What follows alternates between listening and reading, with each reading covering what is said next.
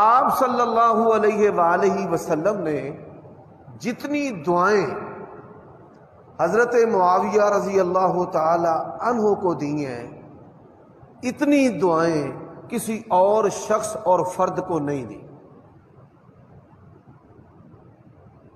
جن میں سے پہلی حدیث میں نے آپ کی خدمت میں عرض کی،